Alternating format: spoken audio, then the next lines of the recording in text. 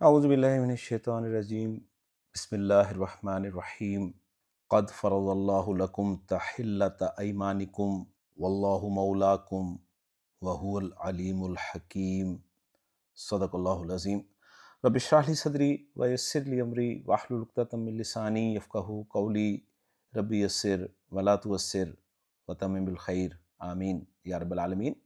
سورۃ التحریم کی آیت نمبر 2 میں نے آپ کے سامنے تلاوت کی ہے، اور آج کے لیکچر میں ہم انشاءاللہ تعالیٰ اس آیت کو گرامیٹیکلی انالائز کرنے کی کوشش کر رہے ہیں۔ آیت میں وقف کی مجھے 2 علامات نظر آ رہی ہیں، لہٰذا پہلے تو ہم اس آیت کے 3 حصے بنا لیں گے۔ پہلا حصہ ہوگا قد فرض اللہ لکم تحلۃ ایمانکم، دوسرا ہوگا واللہ مولاکم، اور تیسرا ہوگا وہو العلیم الحکیم۔ اب جو پہلا حصہ ہے قد فرض اللہ لکم تحلۃ ایمانکم، اس ایک حصے کو ہم ایک حصے کے تحت ہی گرامیٹیکلی انالائز کریں گے۔ تو سب سے پہلے ہم اس پہلے حصے کے الفاظ پہ بات کریں گے جی۔ اس میں پہلا لفظ جو ہے وہ ہے قد، جو کہ حرف ہے۔ اس کے بعد فرضا، یہ فعل ہے، اللہ اسم جلالہ اسم ہے، لام حرف ہے، لام کے ساتھ کم جو ہے یہ اسم ہے، تحلہ یہ بھی اسم ہے، ایمانی یہ بھی اسم ہے، اور ایمان کے ساتھ جو کم ہے یہ بھی اسم ہے۔ تو الحمدللہ جی، پہلے حصے میں ہم نے اسماء، افعال اور حروف جو ہیں وہ الگ کر لیے، اور آپ نے نوٹ کیا ہوگا کہ اسماء کی تعداد آپ کو زیادہ ہی نظر آتی۔ اب زیادہ تفصیل سے ہم بات کرتے ہیں جی ہر لفظ پر۔ پہلا لفظ جیسے کہ میں نے کہا قد، یہ حرف ہے اور یہ حرف تحقیق ہے، ماضی کے ساتھ بھی استعمال ہوتا ہے اور مضارع کے ساتھ بھی آپ کو قرآن مجید میں یہ ملے گا، لیکن اس کا استعمال مضارع کے ساتھ بہت کم ہے، لیکن قرآن مجید میں بہرحال یہ استعمال ہوا ہے فعل مضارع کے ساتھ بھی، جیسا کہ اللہ تعالیٰ نے سورہ صف میں ارشاد فرمایا وَإِذْ قَالَ مُوسَىٰ لِقَوْمِهِ يَا قَوْمِ لِمَ تُؤْذُونَنِي وَقَدْ تَعْلَمُونَ أَنِّي رَسُولُ اللَّهِ إِلَيْكُمْ۔ تو قد کے ساتھ آپ دیکھیں تعلمون آپ کو فعل مضارع نظر آ رہا ہے۔ اگلا لفظ ہے فرضا۔ فرضا جو ہے یہ فعل ہے، فعل ماضی ہے، اور فعل ماضی معروف ہے، فارا ضاد اس کے حروف مادہ ہیں۔ خان صاحب کی ڈکشنری میں چیک کریں تو بتا رہے ہیں کہ باب ضربہ یضرب سے استعمال ہوتا ہے، فرضا یفرض فرضاً، کسی سخت چیز کو کاٹنا یا اس میں سوراخ کرنا۔ اس بنیادی مفہوم کے ساتھ اس کا زیادہ تر استعمال یہ ہے کہ خود اپنے اوپر یا کسی دوسرے پر کسی چیز کو لازم کرنا، واجب کرنا، فرض کرنا۔ اور پھر ریفرنس دیا انہوں نے آیات کا، ایک سورۃ البقرہ کی آیت نمبر 197، جس میں اللہ تعالیٰ نے فرمایا کہ فمن فرض فیہن الحج، تو جس نے لازم کیا اپنے اوپر ان مہینوں میں حج کو۔ اور سورۃ انزلناہا وفرضناہا، سورۃ النور کی آیت نمبر 1 کا حوالہ دیا ہے۔ یہ ایک ایسی صورت ہے ہم نے اتارا جس کو اور ہم نے فرض کیا جس کو۔ تو لازم کرنا اور فرض کرنا 2 معنی کے حوالے سے خان صاحب نے اس لفظ کو واضح کر دیا۔ الیاقوت والمرجان میں جب میں نے اس لفظ کو دیکھا تو مزید کچھ انفارمیشن مجھے ملی، تو میں نے سوچا وہ بھی آپ کے ساتھ شیئر کروں۔ تو لکھتے ہیں کہ لفظ فرضا جو ہے یہ قرآن مجید میں 3 معنوں میں استعمال ہوا ہے۔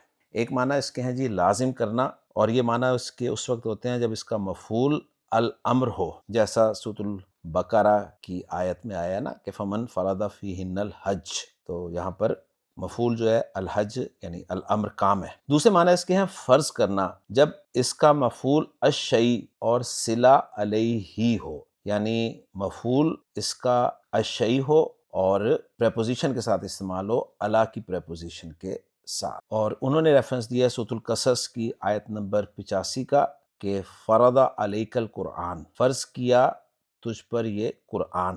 اور تیسرے معنی وہ بتا رہے ہیں کہ ہیں مقرر کرنا، جب اس کا صلہ لہو ہو، یعنی لام کی پریپوزیشن کے ساتھ استعمال ہو، جیسا کہ سورۃ تحریم میں ہے فرض اللہ لکم تحلۃ ایمانکم، اللہ نے تمہارے لیے تمہاری قسموں کا کفارہ مقرر کر دیا۔ تو آپ ایک سے زائد ڈکشنریز استعمال کریں گے تو انشاءاللہ تعالیٰ آپ کو ایک لفظ کے بارے میں اچھی طرح سے معلومات جو ہے وہ مل جائیں گی۔ تو اس لفظ کو دیکھیں، ہم نے تفصیل سے دیکھ لیا۔ اب یہاں پر چونکہ لام کی پریپوزیشن کے ساتھ استعمال ہو رہا ہے، آگے آپ دیکھیں اس میں جلالہ کے بعد لام استعمال ہو رہا ہے، تو یہاں پر یہ مقرر کرنا کے معنی میں استعمال ہوا ہے۔ اس میں جلالہ اللہ مرفوع آپ دیکھ رہے ہیں، اور لام جو ہے یہ فرضا کے صلے کے طور پہ یعنی پریپوزیشن کے طور پہ استعمال ہوا ہے، اور حرف جر ہے۔ زبر کے ساتھ کب آتا ہے یہ لام جارہ؟ جب ضمائر کے ساتھ ہو، تو آگے ضمیر ہے کم، لہٰذا یہ ضمیر جو ہے یہ ضمیر مجرور متصل ہے جمع مذکر حاضر کی۔ اگلا لفظ ہے جی تحلہ۔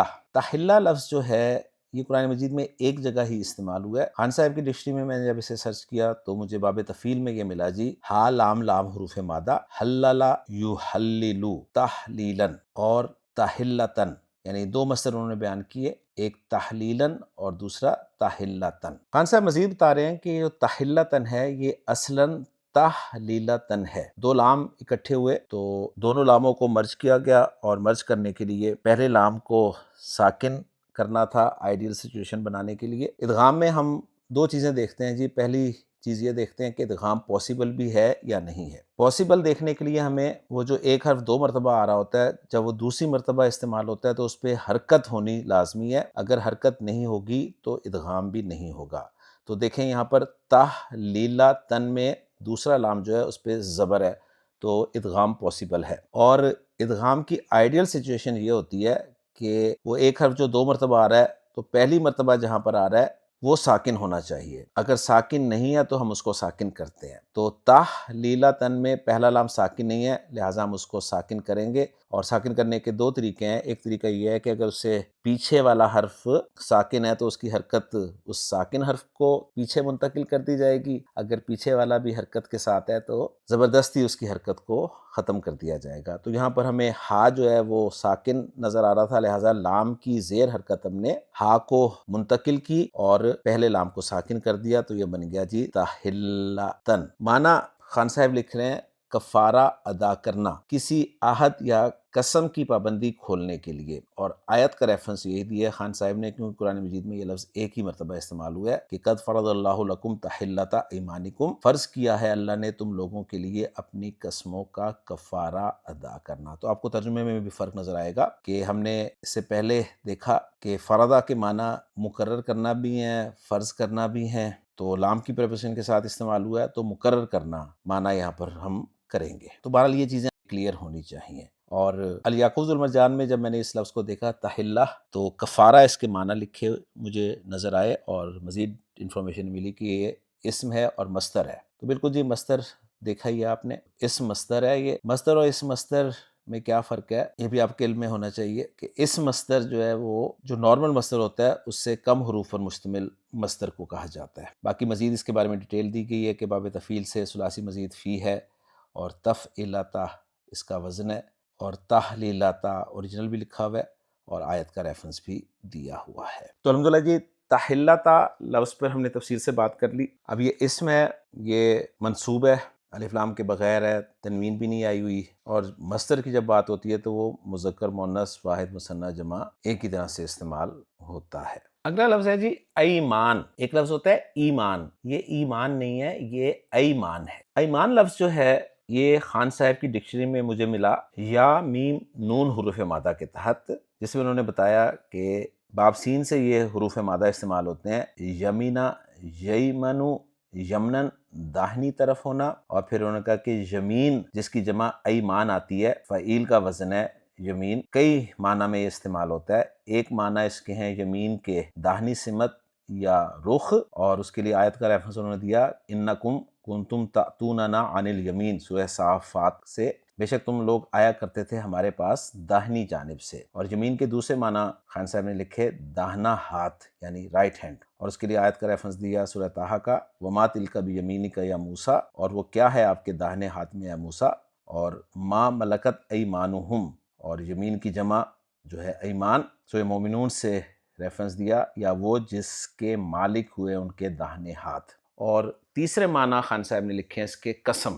عرب میں لوگ داہنا ہاتھ اٹھا کر یا داہنے ہاتھ میں ہاتھ دے کر قسم کھاتے، اور آیت کا ریفرنس دیا سورۃ البقرہ سے لا تجعلوا اللہ عرضۃ لایمانکم، اور تم لوگ مت بناؤ اللہ کو نشانہ اپنی قسموں کے۔ تو خان صاحب کی ڈکشنری سے ہمیں یہ انفارمیشن ملی، اور جب ہم نے الیاقوت المرجان میں لفظ ایمان کو چیک کیا تو ڈیٹیل کچھ اس طرح ملی کہ قرآن مجید میں 3 مختلف معنوں میں استعمال ہوا ہے۔ نمبر 1 قسمیں، اور اس کے لیے سورۃ المائدہ کی آیت نمبر 108 کا حوالہ جو ہے وہ دیا گیا۔ مزید انہوں نے بتایا کہ بعض کے نزدیک یہ مصدر بامعنی قسم ہے۔ دوسرے معنی انہوں نے بتائے اس کے حلفیہ عہد، جیسا کہ سورۃ القلم آیت نمبر 39 میں ہے ام لکم ایمان علینا، یا تمہارے پاس ہمارے ذمہ کوئی حلفیہ عہد ہے۔ اور تیسرے معنی انہوں نے ذکر کیے دائیں ہاتھ کے، جیسے کہ سورۃ النساء میں ہے ما ملکت ایمانکم، تمہارے دائیں ہاتھ جن کے مالک ہوں، اور اس کا مفرد انہوں نے بیان کیا یمین۔ تو مزید کچھ انفارمیشن ہمیں مل گئی۔ اب یہاں پہ جو ہے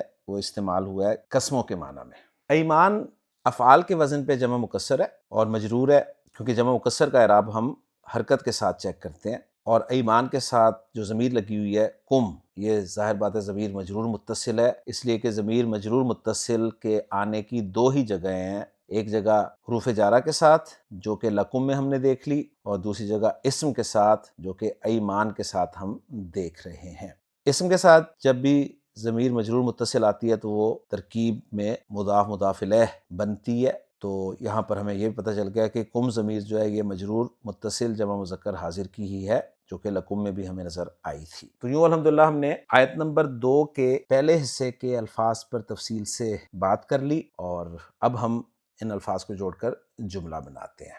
تو قد سے جملہ شروع ہو رہا ہے۔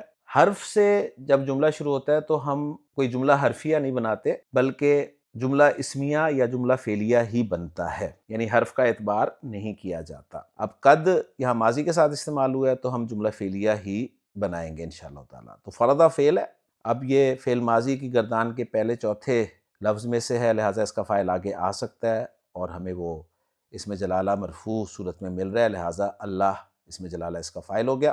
لکم یہ جار مجرور ہے، جو ہم نے پڑھا ہے کہ لام کی پریپوزیشن کے ساتھ استعمال ہوتا ہے، یعنی جس کے لیے مقرر کیا جائے اس کے ساتھ لام کی پریپوزیشن استعمال ہوتی ہے، تو یہ لکم جو ہے جار مجرور متعلق ہو جائے گا فرض فعل کے آگے۔ تحلۃ ایمانکم، تحلہ نکرہ، ایمان نکرہ، کم معرفہ، تو قاعدہ ہم نے پڑھا ہوا ہے کہ نکرہ پلس نکرہ پلس معرفہ جو ہے مرکب اضافی بن، تو تحلۃ ایمانکم جو ہے یہ پیچیدہ مرکب اضافی ہے، جس میں تحلۃ مضاف ہے، ایمان مضاف الیہ مضاف ہے، کم مضاف الیہ ہے، یا اس طرح کر لیں کہ تحلۃ مضاف ہے، ایمانکم مضاف مضاف الیہ ہو کر مضاف الیہ ہے تحلہ کے لیے، اور تحلہ اپنے مضاف الیہ ایمانکم سے مل کر مرکب اضافی بن رہا ہے، اور منصوب ہے تو یہ مفعول بھی بن جائے گا فرض فعل کے، کہ اللہ نے کیا مقرر کیا ہے۔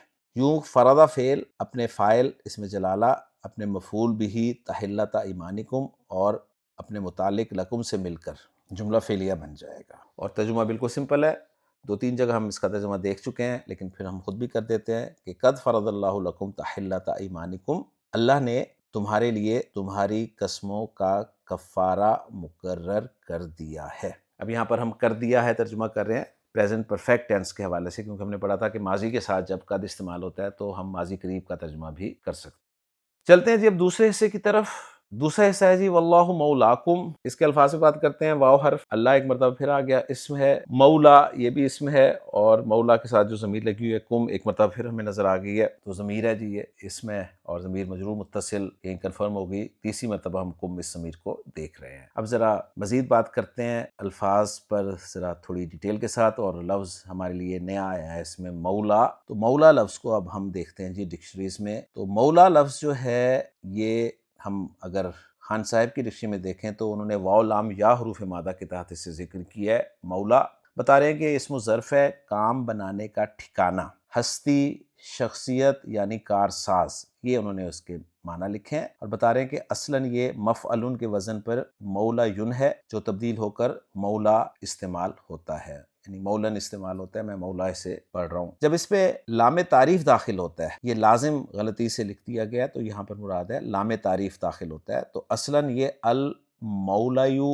مرفوع، المولیا منصوب اور المولی مجرور ہوتا ہے، اور تینوں حالتوں میں تبدیل ہو کر یہ المولا ہی استعمال ہوتا ہے، کیونکہ قاعدہ ہے کہ حرف علت پر حرکت ہو اور ما قبل زبر ہو تو حرف علت کو یعنی یا حرف علت کو الف مکسورہ کی صورت میں لکھا جائے، اور بتا رہے ہیں کہ جب یہ مضاف بنتا ہے تو اس کا لام تعریف گر جاتا ہے اور مولا استعمال ہوتا ہے۔ اس کی جمع بتا رہے ہیں، مفاعلو کے وزن پہ موالیو بنتی ہے جو کہ موالی استعمال ہوتی ہے، اور سورۃ دخان سے ریفرنس دیا انہوں نے، سورۃ الانفال سے ریفرنس دیا ہے، اور پھر موالی کے لیے انہوں نے سورہ مریم سے آیت کا ریفرنس دیا ہے۔ تو یہ انفارمیشن ہمیں ملی مولا کے متعلق خان صاحب کی ڈکشنری سے، اور جب ہم نے الیاقوت والمرجان ڈکشنری کو کنسلٹ کیا تو ہمیں کچھ ڈیٹیل یوں ملی کہ لفظ مولا جو ہے یہ قرآن مجید میں 3 معنوں میں استعمال ہوا ہے۔ نمبر 1 دوست، نمبر 2 کارساز، سورۃ الانفال کا ریفرنس دیا انہوں نے نعم المولا، اور نمبر 3 مالک، جیسا کہ سورۃ النحل آیت نمبر 76 میں ہے، وَهُوَ كَلٌّ عَلَى مَوْلَاهُ، وہ اپنے مالک پر بوجھ ہے، اور جمع اس کی بتا رہے ہیں موالی۔ تو آپ نے دیکھا کہ ایک سے زائد ڈکشنریز کنسلٹ کرتے ہیں تو آپ کو مزید انفارمیشن جو ہیں وہ بھی ملتی ہیں۔ تو یہاں پہ آپ مولا لفظ جو ہے وہ مالک کے معنی میں لے سکتے، کیونکہ اس نے مقرر کیا ہے نا تمہاری قسموں کا کفارہ، تو وہ تمہارا مالک ہے۔ اب مولا لفظ پر ہم نے تفصیل سے بات کر لی ہے، آپ کو یہ پتہ چل گیا کہ مولا یہاں پر الف لام کے بغیر ہے تو مضاف بن رہا ہے، تنوین بھی نظر نہیں آ رہی، اور کم ضمیر ساتھ مضاف الیہ ہے، اور مولا مرفوع منصوب مجرور ایک جیسا ہی لکھا پڑھا جاتا ہے۔ تو اب ہم جوڑیں گے تو اللہ مبتدا بنا لیں گے، اور مولاکم مضاف مضاف الیہ بنا کر خبر بنا لیں گے، اور مبتدا اپنی خبر سے مل کر جملہ اسمیہ بن جائے گا، اور بڑی آسانی سے ہم اسے ٹرانسلیٹ کر لیں گے، اللہ مولاکم، اللہ تمہارا مالک ہے۔ واؤ کو میں نے اس لیے چھوڑا ہے کہ ہم محمود صافی صاحب کی ورکنگ میں دیکھیں گے انشاءاللہ تعالیٰ، تو ہمیں کنفرم ہو جائے گا کہ واؤ کو وہ کیا بنا رہے ہیں، استنافیہ بنا رہے ہیں یا کیا بنا رہے ہیں۔ اب تیسرے حصے کی طرف چلتے ہیں جی۔ تیسرا حصہ ہے وَهُوَ الْعَلِيمُ الْحَكِيمُ۔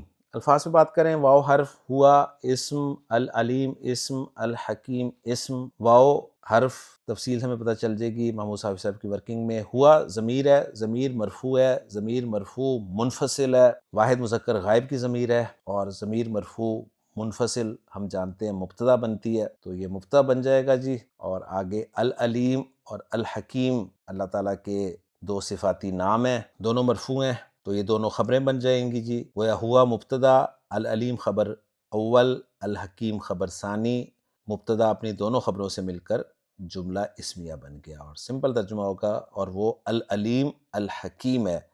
اور العلیم اور الحکیم کا ترجمہ میں نہیں کروں گا کیونکہ آپ جانتے ہیں کہ اس کا ترجمہ کیا ہو سکتا ہے۔ تو یوں ہماری آیت نمبر 2 الحمدللہ گرامیٹیکلی انالائز ہو گئی ہے جی۔